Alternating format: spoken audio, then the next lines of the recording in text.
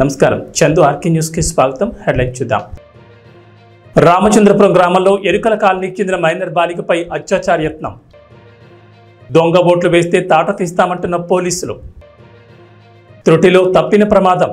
ప్రజల ఆశీస్సులతో రాబోయేది కూటమేనని అనకాపల్లిలో కొనతాల రామకృష్ణ అన్నారు. ప్రజలు అధిక సంఖ్యలో ఓటింగ్లో పాల్గొన్నారని తెలిపారు. అనకాపల్లిలో జనసేన, టీడీపీ, బీజేపీ తరఫున పోటీ చేసిన తనకు మద్దతు తెలిపిన ప్రజలందరికీ కృతజ్ఞతలు తెలిపారు. లైన్లో ఉండే ఓటు వేసి వెళ్ళారు. అంటే అంత తీవ్రంగా ప్రభుత్వాన్ని దించాలనేటువంటి కృత నిశ్చయంతో వచ్చి ఓట్లు వేసినటువంటి ప్రజలందరికీ కూడా మీ ద్వారా నా హృదయపూర్వక అభినందనలు. గతంలో కంటే ఎక్కువ శాతం ఓటింగ్ జరిగింది. ఇంచుమించుగా ప్రతి నియోజకవర్గంలో ఇదే పోటీ కొనసాగింది రాష్ట్ర వ్యాప్తంగా. తప్పనిసరిగా ఈ కూటమి ప్రభుత్వం అధికారంలోకి వస్తుంది, మంచి మెజార్టీతో అధికారంలోకి రావడం జరుగుతుంది. ప్రజలు ఏవైతే ఆశిస్తున్నారో ఆశించిన విధంగా అభివృద్ధి, సంక్షేమం రెండు కళ్ళలా ఈ ప్రభుత్వం, కూటమి ప్రభుత్వం ముందుకు తీసుకెళ్లే విధంగా చంద్రబాబు నాయుడు గారు ముఖ్యమంత్రిగా, పవన్ కళ్యాణ్ గారు నేతృత్వంలో ఈ సంక్షేమ అభివృద్ధి కార్యక్రమాలు సమానంగా ఈ ఫలితాలు ప్రజలకు అందరికి కూడా అందే విధంగా, ముఖ్యంగా ప్రజలు ఏవైతే అభివృద్ధి దిశగా పరిశ్రమలు రావాలని, ఇరిగేషన్ ప్రాజెక్టులు పూర్తి కావాలని, విద్యార్థులకు, యువతకు ఉద్యోగ అవకాశాలు మెరుగుపడాలని ఏవైతే ఆశ పెట్టుకున్నారో అవన్నీ కూడా నెరవేర్చేటువంటి మంచి రోజులు త్వరలోనే ప్రజల ఆశీస్సులతో రాబోతున్నాయి. ప్రజల సహకారానికి, ముఖ్యంగా మీ అందరి సహకారానికి, మీడియా సహకారానికి మరొకసారి మా హృదయపూర్వక అభినందనలు. మీడియా అంటే ప్రింట్ మీడియా, ఎలక్ట్రానిక్ మీడియా, మీ అందరూ సహకరించిన మీ అందరికీ కూడా మరొకసారి నా హృదయపూర్వక ధన్యవాదాలు. కేంద్రంలో మోడీ గారి మూడోసారి ప్రధానిగా బాధ్యతలు చేపట్టే విధంగా పరిస్థితులు ఉన్నాయి. అదేవిధంగా రాష్ట్రంలో చంద్రబాబు నాయుడు గారు ముఖ్యమంత్రిగా కాబోతున్నటువంటి రోజులు దగ్గరలోనే ఉన్నాయి. ఏవైతే పట్టుదలగా పవన్ కళ్యాణ్ గారు ఈ పొత్తు అధికారంలోకి రావాలని గత 2-3 సంవత్సరాలుగా తీవ్రమైనటువంటి కృషి చేస్తున్నారు, ఆయన కష్టానికి తగినటువంటి ప్రతిఫలం ఈరోజు రాబోతూ ఉంది. వారిది 2 సంవత్సరాల కష్టం కాదు, గత 10 సంవత్సరాలుగా ప్రజా జీవితంలో ప్రజల సంక్షేమం కోసం నిత్యం ప్రజాస్వామ్యంలో ఉంటూ ప్రజాస్వామ్యాన్ని పరిరక్షించాలని ఏవైతే కంకణం పెట్టుకొని పోరాటం చేస్తున్నారో ఆ పోరాటానికి ఫలితం త్వరలోనే రాబోతుందని మేము ఎదురు చూస్తున్నాం. తిరుపతి దొడ్డాపురంలో దొంగ ఓట్లను పోలీసులు పట్టుకున్నారు. దొంగ ఓట్లు వేసేందుకు వచ్చిన యువకులను సిఆర్పీఎఫ్ పోలీసులు పట్టుకున్నారు. లాఠీ దెబ్బలకి యువకులు సొమ్మసిల్లారు. ఇది చూసి దొంగ ఓట్లు వేసేందుకు ఇంకెవరూ సాహసించారని సిబ్బంది అన్నారు.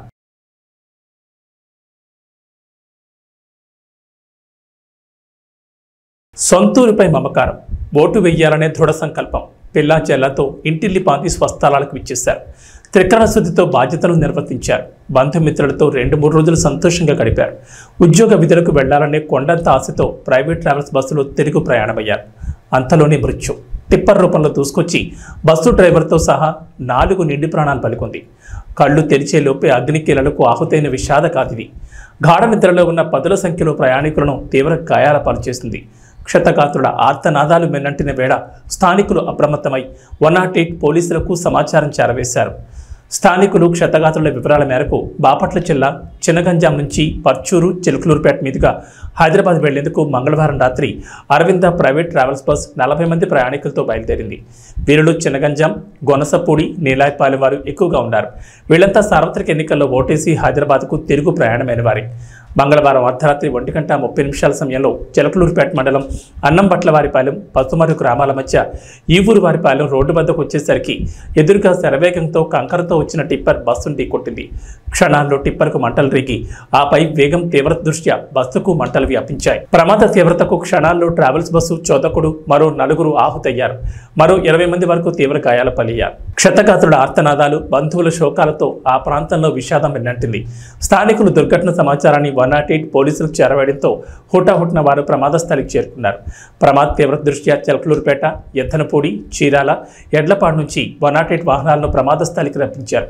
బస్సులో చిక్కుకుపోయిన వారిని బయటకు తీసి 108 వాహనాల్లో 20 మంది క్షతగాత్రులను చిలకలూరుపేట ప్రాంతీయ వైద్యశాలకు తరలించారు. చిలకలూరుపేట నుంచి అగ్నిమాపక శాఖ వచ్చి మంటలార్పడంతో పరిస్థితి అదుపులోకి వచ్చింది. బైపాస్ వర్క్ జరుగుతుండడం, తార్ రోడ్డుపై మట్టి భారీగా పేరుకుపోవడం, టిప్పర్ వేగంగా దూసుకురావడం, టిప్పర్ చోదకుడు వేగాన్ని నియంత్రించలేకపోవడం ప్రమాదానికి కారణమైనట్లు తెలుస్తోంది.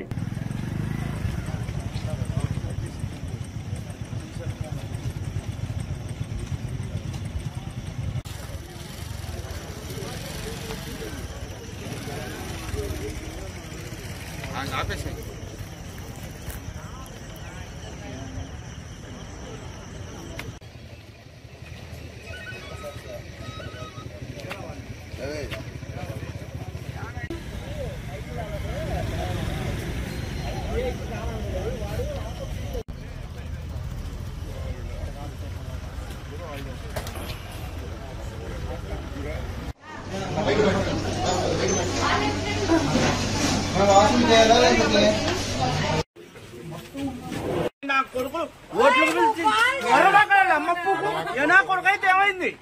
ఏ నా కొడుకు తెలిసి డబ్బులు రావాడు అమ్మ కొత్త నిజంగా వాడు మగంలో మడ్డాడు అమ్మ చెడు కొత్త ఎన్టీఆర్ జిల్లా మైలవరం నియోజకవర్గం ఇబ్రహీంపట్నం మండలం మూలపాడు నేషనల్ హైవేలో రోడ్డు ప్రమాదం జరిగింది. ఈ ప్రమాదంలో ఒకదాని వెనక మరొకటి 4 వాహనాలు ఢీకొన్నాయి. విజయవాడ నుంచి హైదరాబాద్ వైపు వేగంగా వెళ్తున్న 4 వాహనాల్లో ముందున్న వాహనదారుడు సడన్ బ్రేక్ వేయడంతో ఈ ప్రమాదం జరిగినట్లు సమాచారం అందుకున్న ఇబ్రహీంపట్నం ఎస్ఐ శ్రీనివాసరావు సంఘటనా స్థలానికి చేరుకుని వివరాలు సేకరించారు. ఈ ప్రమాదంలో ఎవరికి ఎటువంటి గాయాలు కాకపోవడంతో అందరూ ఊపిరి పీల్చుకున్నారు. ప్రమాదానికి గల కారణాలు తెలియాల్సి ఉంది.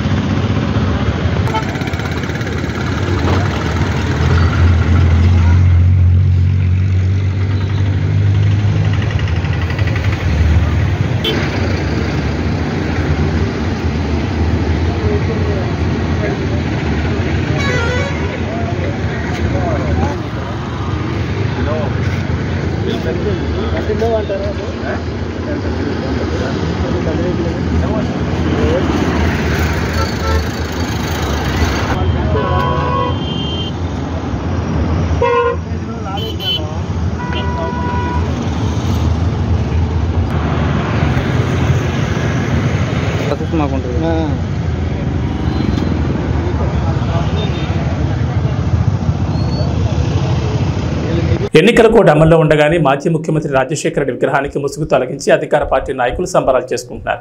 అధికార పార్టీ ఏం చేసినా చెల్లుతుందనే భావనలో ఇలా చేస్తున్నారని, రాజశేఖర రెడ్డి విగ్రహానికి ముసుగు తొలగించడం అధికార పార్టీ కోడ్ ఉల్లంఘించడమే అవుతుందని, మరి అధికారులు అధికార పార్టీపై ఖచ్చితంగా చర్యలు తీసుకోవాలని కోరుతున్నారు.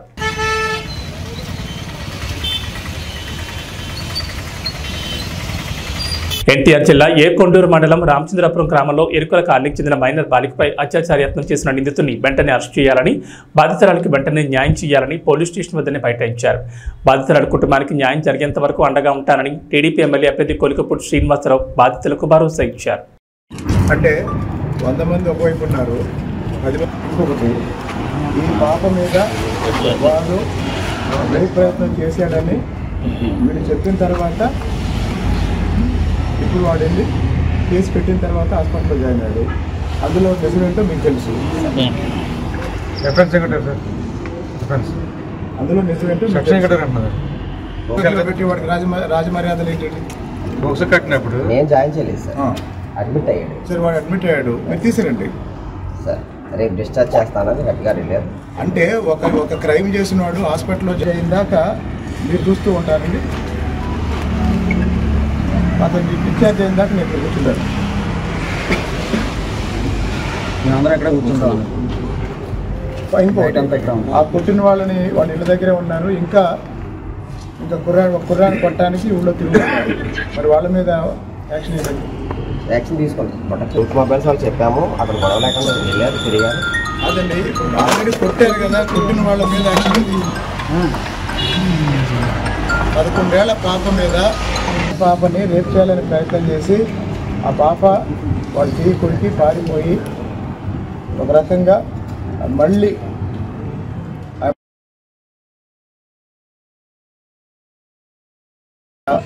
బాధితురాలి బంధువుల్ని తలను పగలగొట్టారు. వాళ్ళ మీద కూడా యాక్షన్ లేదు.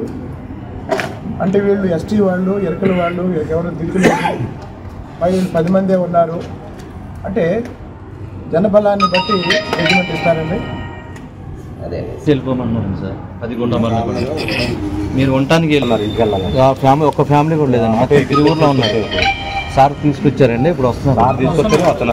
మహబూబాబాద్ జిల్లా తొర్రూరు మండలం నాంచారి మడూరు గ్రామ శివార్లోని రెడ్డి గార్డెన్లో పీటా women's empowerment Telugu association founder హనుమాన్ల ఝాన్సీరెడ్డి ఆధ్వర్యంలో మదర్స్ డే సెలబ్రేషన్స్ వేడుకలు ఘనంగా నిర్వహించారు. ఈ కార్యక్రమంలో పాలకుర్తి ఎమ్మెల్యే మామిడాల యశస్విరెడ్డి పాల్గొన్నారు. అనంతరం మాట్లాడుతూ తల్లి ఎప్పుడైనా పిల్లలను మంచిగా చూసుకుంటుందని, పిల్లలు కూడా తల్లిదండ్రులు మంచిగా చూసుకోవాలని అన్నారు. మా అత్తమ్మ నాకు తల్లితో సమానమని, ఇక్కడికి వచ్చి పోటీ చేసే క్రమంలో నాకు నాపై నమ్మకం ఉండేది కాదని, మా అత్తమ్మ ఒక తల్లిగా ధైర్యం కల్పించి నడిపించిందని గుర్తు చేశారు. పాలకుర్తి ప్రజలందరికీ మా కుటుంబం తరపున మదర్స్ డే శుభాకాంక్షలు తెలిపారు. బీటా ఫౌండర్ ఝాన్సీరెడ్డి మాట్లాడుతూ పిల్లలందరూ తల్లిదండ్రులను మంచిగా చూసుకుని అందరూ కలిసిమెలిసి ఉండాలని కోరారు. అనంతరం తల్లులకు శాలువాలతో సన్మానం చేసి ఫౌండర్ ఝాన్సీరెడ్డి, ఎమ్మెల్యే యశస్విరెడ్డి ఉల్లాసంగా డాన్సులు చేశారు.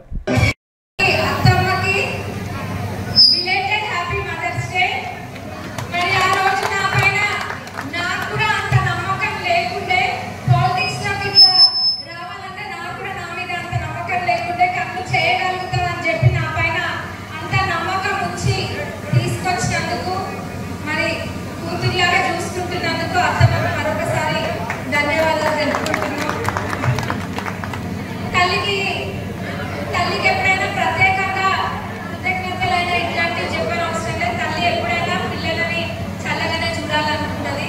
మరి మీరందరూ కూడా మమ్మల్ని అదే విధంగా ఆరాధించి ఆ రోజు కంటతడి పెట్టుకుంటే మీ బిడ్డలు, మీ ఇంట్లో మనుషులు కంటతడి పెట్టుకున్నట్టుగా మీరు అందరూ కూడా బాధపడ్డారు. మరి మీ ప్రేమ అది మేము ఎన్ని జన్మలు ఎత్తినా కానీ అది మాకు అంత ప్రేమ దొరకదు. ఎన్ని కోట్లు పెట్టినా కానీ అంత ప్రేమ దొరకదు. మరి పాలకుర్తి ప్రజలు అందరూ మా కుటుంబం. మరి మీరందరూ ఇదే విధంగా రాబోయే రోజులలో కూడా ఇదే విధంగా మేము ప్రేమ చూపించాలని కోరుకుంటున్నాం. మరి ఇదే విధంగా మన పాలకుర్తి నియోజక ఆడపడుచులందరినీ ఆ దేవుడు మనందరూ కూడా ఇట్లా మంచిగా చూడాలి. మరి మన పిల్లలు కూడా మన తల్లులందరినీ కూడా మంచిగా చూడాలని కోరుకుంటూ సెలవు తీసుకున్న వేదిక తరఫున కొద్దిగా వాయిస్ కట్టింది.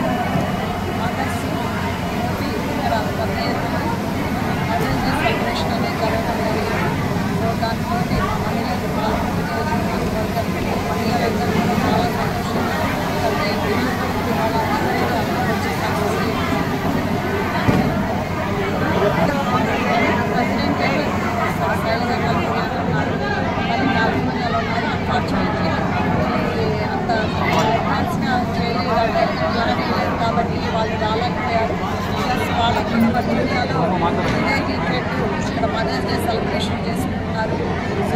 వాళ్ళకి అక్కడ ఈవెంట్ ఉంది కాబట్టి వాళ్ళు చంద్రగిరి నియోజకవర్గ తెలుగుదేశం పార్టీ అభ్యర్థి పులివర్తి నానిపై దాడికి పోలీసుల వైఫల్యమే కారణమని మాజీ మంత్రి అమర్నాథ్ రెడ్డి అన్నారు. ఈ సందర్భంగా ఆయనను పరామర్శించారు. తిరుపతి శ్రీ పద్మావతి మహిళా వర్సిటీలో స్ట్రాంగ్ రూమ్ పరిశీలనకు మంగళవారం వెళ్లిన పులివర్తి నానిపై విచక్షణారహితంగా దాడి చేయడంతో ఆయన గాయపడి అపస్మారక స్థితికి చేరుకోవడం స్విమ్స్కి తరలించారు. అక్కడ చికిత్స పొందుతున్న ఆయనను మాజీ మంత్రి అమర్నాథ్ రెడ్డి, చిత్తూరు ఎంపీ అభ్యర్థి దగ్గుమల్ల ప్రసాదరావు, పోతలపట్టు ఎమ్మెల్యే అభ్యర్థి మురళి తదితరులు కలిసి పరామర్శించారు. అనంతరం మీడియా సమావేశంలో దాడిని ఆయన ఖండించారు.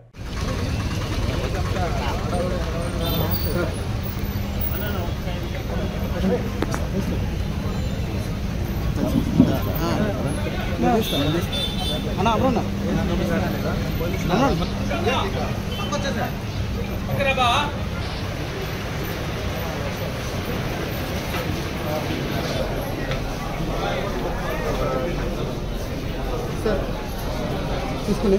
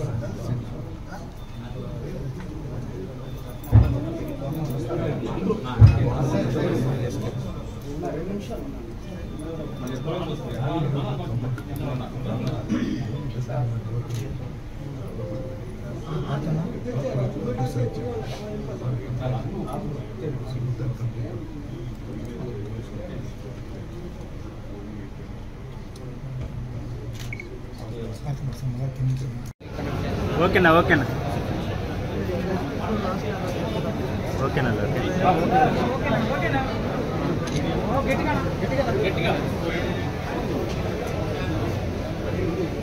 చంద్రగిరి నియోజకవర్గ తెలుగుదేశం పార్టీ అభ్యర్థి నాని గారి పైన నిన్న జరిగినటువంటి దాడిని తీవ్రంగా కూడా ఖండిస్తున్నాం. ఇది ప్రజాస్వామ్యంలో కరెక్ట్ అయినటువంటి పద్ధతి కాదు. రాష్ట్ర వ్యాప్తంగా జగన్మోహన్ రెడ్డి ప్రభుత్వానికి, ఆ నాయకులకు ఈ ఎన్నికల్లో ఓడిపోతామనేటువంటి భయం క్లియర్ కట్గా నిన్న జరిగినటువంటి సంఘటనను ఒకసారి చూస్తే మనకు అర్థమవుతుంది. మన ప్రాంతంలో ఎప్పుడు కూడా ఇటువంటి రాజకీయాలు లేవు. అందున ఇక్కడ ముఖ్యంగా చంద్రగిరి కానీ తిరుపతిలో కానీ ప్రశాంతంగా ఉండేటువంటి ప్రాంతం. ఇక్కడ ఫ్రాక్షన్ రాజకీయాలలాగా తీసుకొచ్చేటువంటి పరిస్థితి ఈరోజు వైఎస్ఆర్ ప్రభుత్వం నడుస్తాము. పోలీస్ యంత్రాంగాన్ని కూడా మేము కోరుకుంటున్నాం. ఖచ్చితంగా పోలీసు కూడా సక్రమంగా సరైనటువంటి సమయంలో స్పందించడం లేదు. నిన్న జరిగినటువంటి దాడి సందర్భంగా నాని ఇప్పుడే లోపల మాట్లాడాడు. జరిగిన విషయాలన్నీ కూడా చెప్పడం కూడా జరిగింది. పోలీసుకు ఇన్ఫార్మ్ చేసినా కూడా సక్రమంగా సరైన టైంలో వాళ్ళు అలర్ట్ కాలేదు, రాలేదు అనే క్లియర్ కట్గా ఆయన చెప్పడం జరుగుతూ ఉంది. గత ప్రభుత్వంలోనే అక్కడ ఉన్నటువంటి డిఎస్పీనో సిఐనో వేశారు.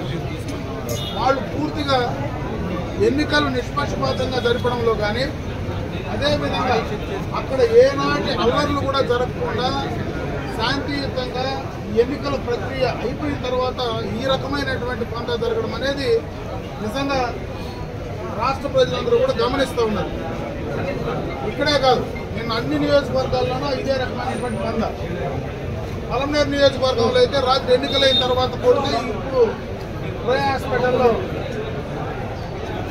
ఇంటెన్సివ్ కేర్లో తీసుకొచ్చి పెట్టారు. అంటే ఒకటి కాదు, అన్ని నియోజకవర్గాల్లో పొంగనూరులో చూస్తే అక్కడ ఒక రకం, తిరుపతిలో చంద్రగిరిలో చూస్తే ఇక్కడ ఒక రకం, ప్రశాంతంగా ఉండే కుప్పం పలమనేరులో కూడా ఇటువంటి రాజకీయాలు తీసుకొస్తూ ఉంటే జగన్మోహన్ రెడ్డి విధానాలు ఆ యొక్క పార్టీకి సంబంధించినటువంటి నాయకులు ఏ రకమైనటువంటి ఆలోచన ధోరణి ఉందో మరి అర్థం చేసుకోవాల్సినటువంటి పరిస్థితి ఉంది. దీన్ని పూర్తిగా కూడా ఖండిస్తున్నాం. మేము మళ్ళీ కూడా పోలీసు ఎవరైతే తెలుగుదేశం పార్టీ నాయకులు ఉన్నారో వాళ్ళందరినీ తీసుకొచ్చి ముందస్తుగా బైండ్ ఓవర్ చేసి స్టేషన్లో కూర్చోబెడుతున్నారు. ఎందుకు కూర్చోబెడుతున్నారో అర్థం కావడం లేదు. అంటే ఒక భయానకమైనటువంటి వాతావరణాన్ని ఎన్నికలు అయిపోయిన తర్వాత కూడా సృష్టించేటువంటి ప్రయత్నం చేస్తూ ఉంటే ఎక్కడికి వెళ్తున్నారని అడుగుతూ ఉన్నారు. ఎవరి నాయకుల్ని మీరు ఇబ్బంది పెట్టద్దండి. మేము ఎవరం కూడా ఎప్పుడు ఎన్నికల్లో హింసకు తావు లేకుండా చేసినటువంటి సందర్భం ఉంది. ఈరోజు మా నాయకులందరినీ తీసుకెళ్లి మీరు స్టేషన్లో పెట్టి బెదిరించే కార్యక్రమం చేస్తే ఎంత మాత్రం సబబుని అడుగుతా ఉన్నా. అదేవిధంగా ఈరోజు వైఎస్ఆర్ కాంగ్రెస్ పార్టీ నాయకులు మొత్తం కూడా దాడికి పాల్పడినటువంటి వాళ్ళు, దాన్ని వెనక ఉండేవాళ్ళు, వాళ్ళందరినీ కూడా ఇమ్మీడియట్గా అరెస్ట్ చేయండి. ఆ ఇద్దరు ముగ్గురిని తీసుకొచ్చి లోపల పెట్టడం కాదు, నిజంగా ఆ దాడికి వెనక ఎవరైతే మొత్తం చేశారో దాన్ని ఇమీడియట్గా కంట్రోల్ చేస్తే కానీ ఇవన్నీ కూడా బయటకు రావు. ఒక జడ్పీటీసీ సభ్యుడు భర్త కూడా డైరెక్ట్గా ఒక ప్రజాప్రతినిధి భర్త ఒక సర్పంచ్ ఆ రకంగా ఇదే దాడిలో పాల్పంచుకొని డైరెక్ట్గా నేరుగా వచ్చి సోడా పుట్టిన బీర్ సీసాలతో వేయడం, సమ్మెట్లు తీసుకొచ్చి కొట్టడం, మారణాయుధాలు తీసుకొచ్చి ఒక అభ్యర్థిని చంపే ప్రయత్నం చేస్తే ఎంతకంటే దారుణం ఉంటుందో. అది కూడా స్ట్రాంగ్ ముందర మహిళా యూనివర్సిటీలో అట్టం నడిగుడ్డులో ఇటువంటి సంఘటన చేస్తే మరి ఏం మెసేజ్ ప్రాంతానికి ఇస్తున్నప్పుడు అర్థం చేసుకోవాలా. దీనికి మొత్తం కూడా యంత్రాంగం ఇమీడియట్గా అప్రమత్తం కావాలా. ఇమీడియట్గా అటువంటి సంఘ వ్యతిరేక విద్రోహులను ఇమీడియట్గా అరెస్ట్ చేసి వాళ్ళని లోపల పెట్టాలి. అంతేగాని తెలుగుదేశం పార్టీకి సంబంధించినటువంటి వీళ్ళని తీసుకెళ్లి లోపల పెట్టే పరిస్థితి ఏందని ఈరోజు మేము ప్రశ్నిస్తున్నాం. ఖచ్చితంగా ఈ దాడిని ఖండిస్తున్నాం. మీరు ఎప్పటికైనా పోలీస్ యంత్రాంగం, అధికార యంత్రాంగం ఇమీడియట్గా దాన్ని కంట్రోల్ చేసేటువంటి ప్రయత్నం చేయకపోతే తప్పకుండా తెలుగుదేశం పార్టీ శ్రేణులు బయటకు వచ్చి రోడ్లపైకి వచ్చి నిరసన చెప్తారు. మరి దాన్ని ప్రతిఘటించేదానికి అందరూ కూడా సిద్ధంగా ఉన్నారు. ఎవరు భయపడేటువంటి పరిస్థితి లేదు.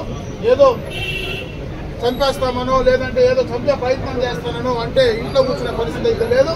ఖచ్చితంగా దీనికి ఫలితం పర్యవసానం అనుభవించక తప్పదని చెప్పి ఈ సందర్భంగా తెలియజేస్తారు. ఎన్డీఏ కూటమి అభ్యర్థి వసంత కృష్ణ ప్రసాద్ ఎన్నికల అనంతరం ఇబ్రహీంపట్నం మండలంలోని దొనబాడ నుంచి మొదలై చెలుకూరు, దాములూరు, కోటకలపూడి, కేతనకొండ, మూలపాడు, చూపూడి, తుమ్మలపాలెం, గుంటపల్లి, ఏలప్రోలు గ్రామాల్లో పర్యటించి నాయకులు, కార్యకర్తలతో సమీక్ష నిర్వహించారు. తన కోసం కష్టపడిన తెలుగుదేశం, జనసేన, బీజేపీ కుటుంబ సభ్యులందరికీ పేరు పేరున కృతజ్ఞతలు తెలిపారు.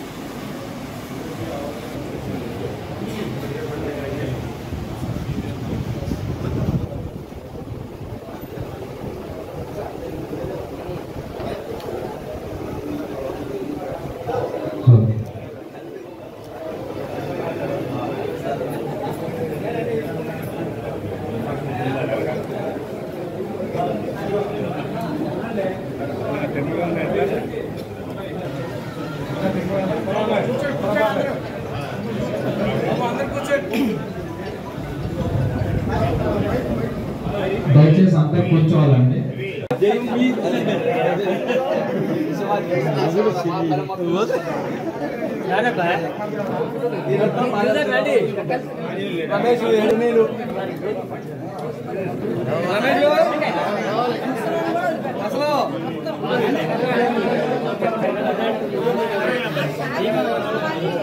కుటుంబ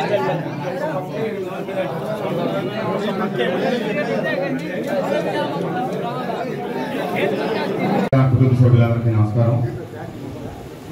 నా కోసం, పార్టీ కోసం, చంద్రబాబు నాయుడు గారి కోసం మీరు పడ్డ శ్రమ, ఎండాకాలం అని చూడకుండా మీరు తీసుకున్న శ్రమ, నాకు మీరు అందరూ అందించిన సహకారం, మీకు ధన్యవాదాలు చెప్పి వెళ్ళాలని చెప్పి రావడం జరిగింది.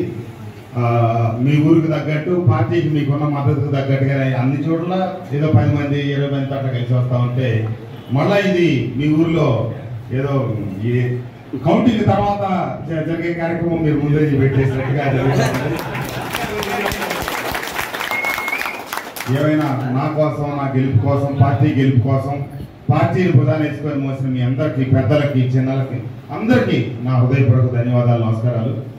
తప్పకుండా రేపు 4వ తారీఖు ఈ రాష్ట్రంలో మనకు మంచి జరుగుద్దని, మన పార్టీకి మంచి జరుగుద్దని పూర్తి ఆశాభావంతో ఉన్నాను. మనంన్నిటికంటే మొట్టమొదటి ముఖ్యం మనకి చంద్రబాబు నాయుడు గారు ముఖ్యమంత్రి కావడం.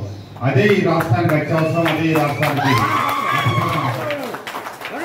తప్పకుండా భగవంతుడు ఆశీస్సులతో అమావాస్య పౌర్ణములు ఎప్పుడు శాశ్వతం కాదు.